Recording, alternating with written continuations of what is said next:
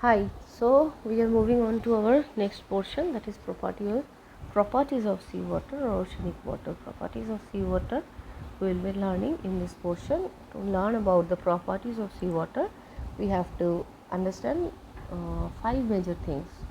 First is physical properties of seawater, next one is chemical composition of seawater, and then biological conditions of seawater, temperature distribution on oceans, and salinity and density of oceans. These five points are very important to learn about the properties of seawater. So first we are moving on to the physical properties of seawater. First is water is an efficient solvent. Water is an universal solvent, as we know. So seawater is also an efficient solvent. It can dissolve all the sediments, all the debris that derived from the lands in the coastal area and from the rivers. The rivers carry all the organic substances towards the sea. So these could be an important source of organic inorganic components of seawater. Apart from the bedrock and rock salts, these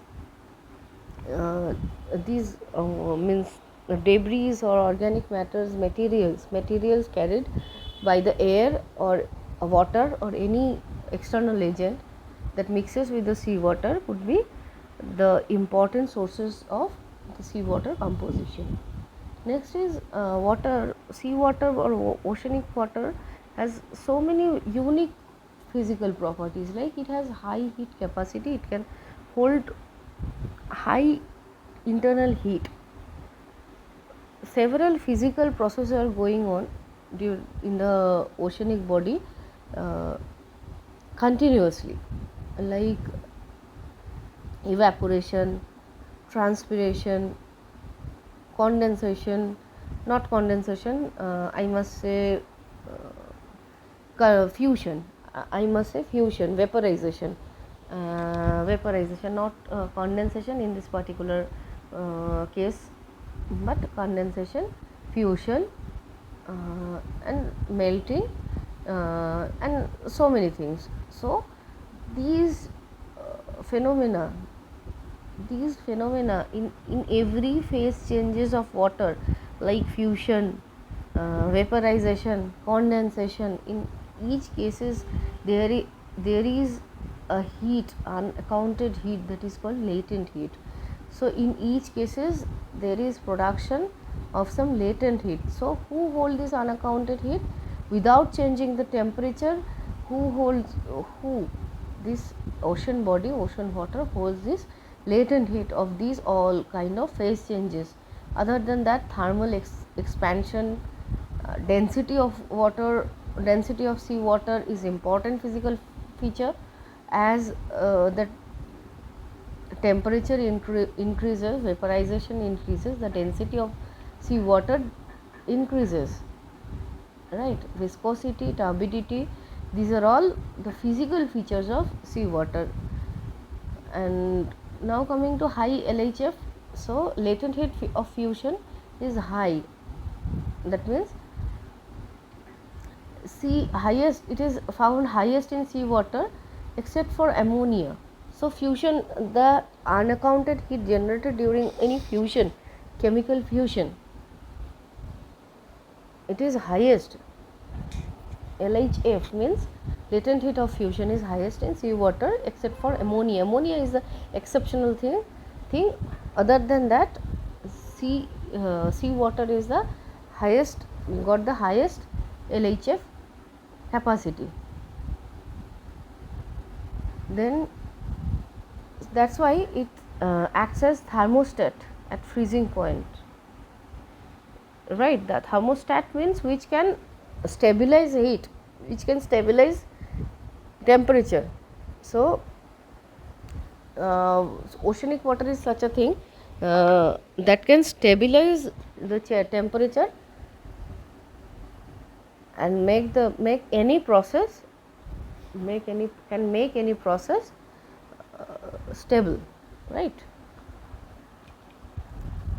Now coming to the latent heat of evaporation, same thing. Latent heat of evaporation means when water get vaporized, some latent heat gets generated, and that is stored in the oceanic body itself. Now high surface tension, every liquid has a surface tension. Surface tension is the tendency of the surface of any liquid to take the minimum area, minimum space of the container. So high surface tension, seawater is having high surface tension, and seawater is colorless. Actually, in small volume, if we see the oceanic water or seawater, we find it that it is colorless.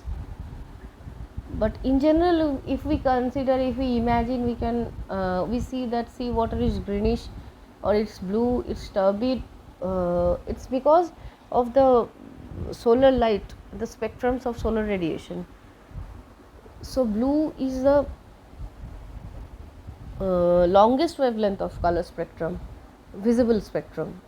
In the electromagnetic radiation, the visible spectrum, the longest wavelength is the blue, and red is the smallest wavelength. So in the daylight, the visible, all the spectrums, all the solar radiation, when it falls on the sea surface, it reflects the blue part more dominantly. That's why we see the sea surface or the oceanic surface as blue or bluish green or greenish blue or anything like that. So next is transmitting sound waves. This is another important physical feature of seawater, that is transmitting sound wave. Generally we know that our atmosphere, our air can transmit sound very good. Sound travels very easily, sound waves travel very easily through the air media, but seawater also is very good transporter of sound. So the speed can be defined as 1500 meter per second, and some low frequency travel long distances also. So if the frequency is lesser, it can travel more faster and more further. So these are the basic physical features of seawater. We must be noting it down and must be learning about it thoroughly, so that we can understand it and apply it whenever it is needed. Now we are moving on to our next part, that is the chemical composition of seawater. Seawater, we understand the chemical composition. The major part of seawater must be salt. So it contains 96.5% of water and 2.5% salt, and a smaller amount of other substances, as we just learned that it has some other organic parts, inorganic materials, particulates, and atmospheric gases also. So chemical constituents, major ions and minor trace elements. The major part of the chemical constituents are some major ions and minor trace elements, right? So oxygen alone is 85.84%. Hydrogen is 10%, 10.82%. Chloride is 1.94%. Sodium is 1.08%. Magnesium is 0.12%. Sulfur is 0.09%. Calcium is 0.04%. Potassium is 0.04%. Bromine 0.0067, and carbon is 0.0028%. And apart from that, 6 abundant ions which are very important. These dominant 6 abundant ions are chloride, sodium, sulfate, magnesium, calcium, potassium. By weight, they make up to about 99% of all sea salts. So the overall chemistry as analyzed in laboratories, we can understand the overall chemistry, and the compositions are milligram per liter. Concentration is milligram per liter. So chloride is 18,980 milligram per liter, sodium is 10556 milligram per liter, sulfate 2649 milligram per liter, magnesium 1262 milligram per liter, calcium 400 milligram per liter, potassium 380 milligram per liter, bicarbonate 140 milligram per liter, strontium 13 milligram per liter, bromide is 65 milligram per liter, borate 26 milligram per liter, some amount of fluoride as well, that is 1 milligram per liter, silicate also 1 milligram per liter, iodide very little, less than 1 milligram per liter, and TDS, that is total dissolved solid in the seawater, is 34,483 milligram per liter, and this milligram per liter can be expressed as ppm, also parts per million. Now the minor elements, we already have discussed about the major ions.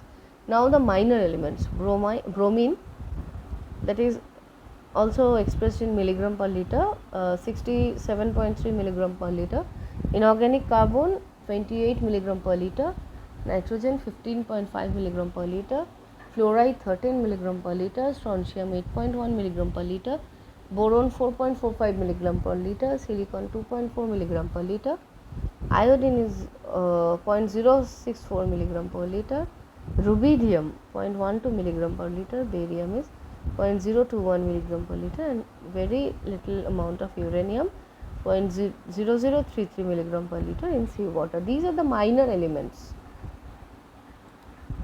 So sea salt, what is sea salt? Now we understand that if we evaporate the water part from the sea water, we can,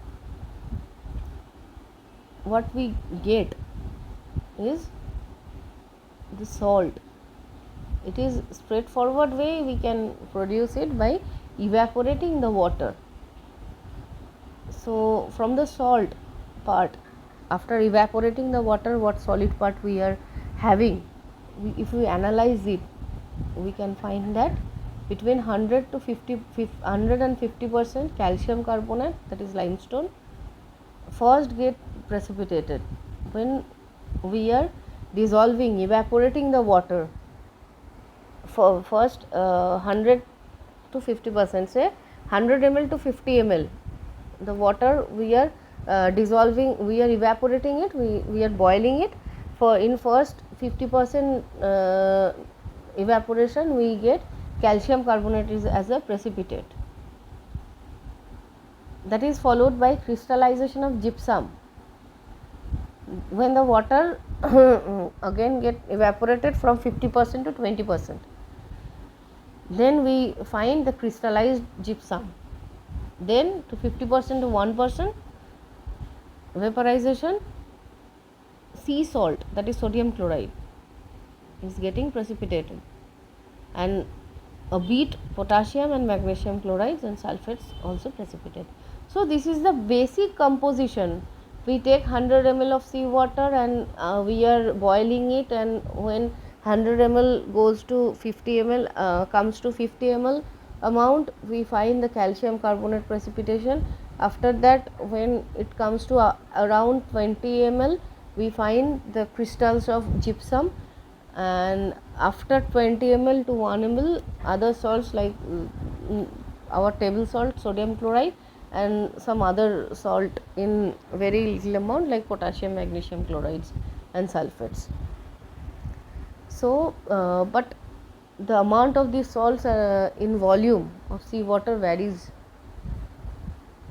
That means if we take 100 ml water from certain part of any oceanic body and another 100 ml from another coast, they won't match. The amount, the weight of the salts won't match, right?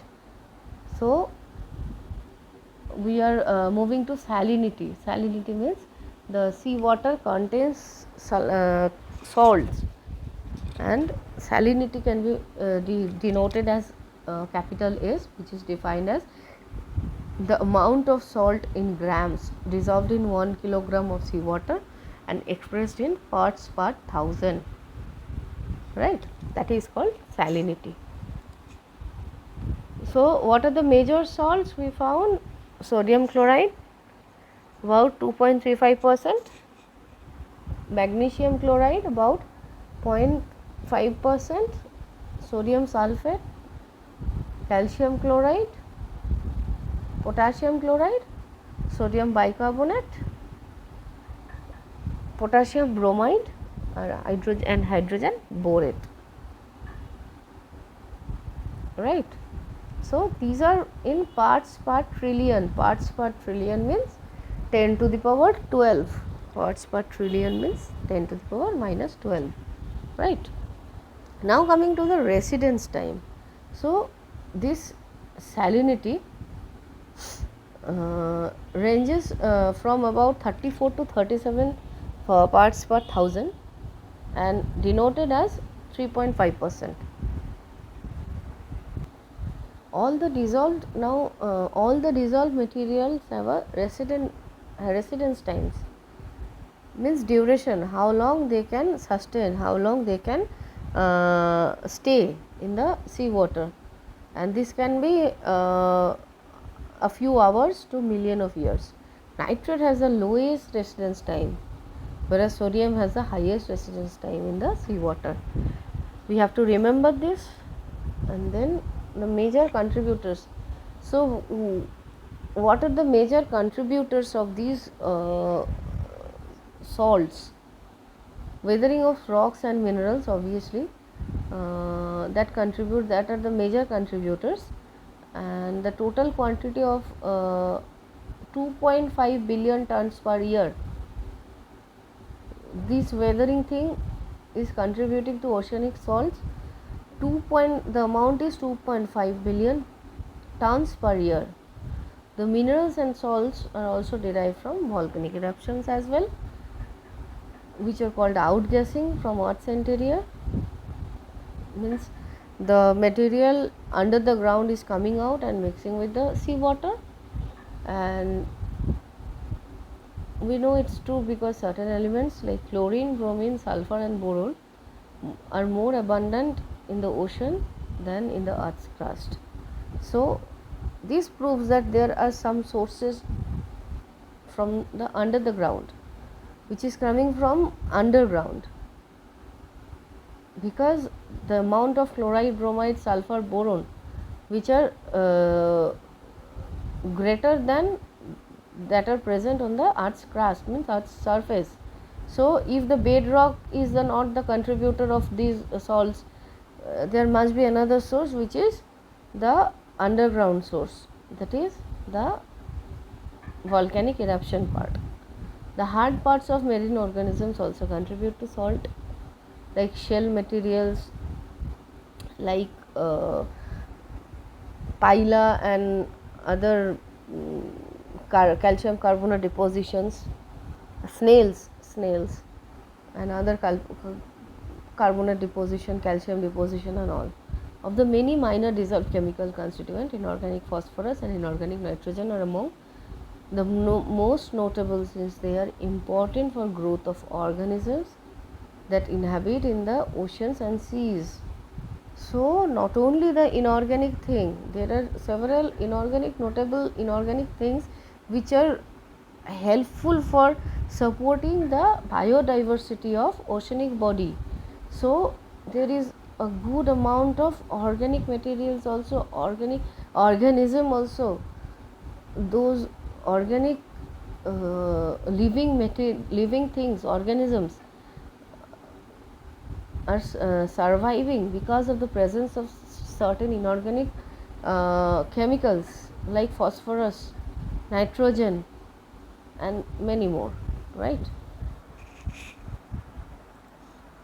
And gases. Now coming to the gases. Gases, what are the major gases in ocean? seawater has various dissolved atmospheric gases like nitrogen, oxygen, argon, carbon dioxide, and so on.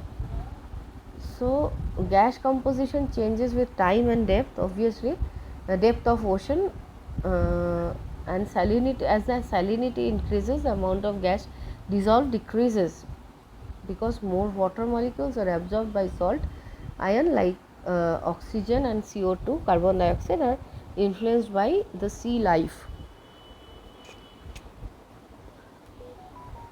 And next is the solubility of gases. Plant reduces the concentration. Plants means the green organisms living in the sea water, planktons, any other aquatic algae, aquatic plants. In presence of sunlight, they undergo they perform the photosynthesis process, and they reduce the carbon dioxide and they produce oxygen. The solubility of gases in seawater is controlled by temperature, salinity, and pressure. Obviously, the physical feature will be the most important part in these particular matter. The solubility of gases, how many and how much gases will be there, will be depending upon the temperature of the water, salinity and density of the water, and pressure of the water. All the gases are less soluble at as the temperature increases, and the gas bubbles up and leave the liquid. And 1 kg of fresh water contains 55.6 mole of H2O. Nitrogen, argon are inert gases and they do not take part in process of life. Hence, they are not affected by plants and animals. So, the amount of nitrogen, argon remains almost the same. But the non-conservative gases means the gases having changes in amount like oxygen, carbon dioxide are influenced by sea life. Obviously, as we discussed photosynthesis, respiration, many more things by the biological organisms are going on inside the water. So oxygen, carbon dioxide, these are getting the amount of carbon dioxide and oxygen is getting changed always.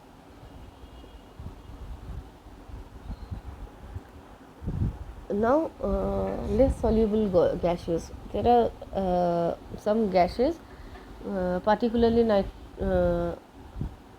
nitrogen, oxygen, carbon dioxide, which becomes less soluble as the temperature increases. We find that at the increase of 25 degrees centigrade temperature, these gases lost their solubility. The means their feature to be soluble with water is up to 40 to 50%. When the water is warmer, it becomes more saturated, eventually resulting in bubbles leaving the liquid. The gases come out. Some other components in seawater, dissolved oxygen substance, carbohydrate, amino acid, and other organic rich particulates.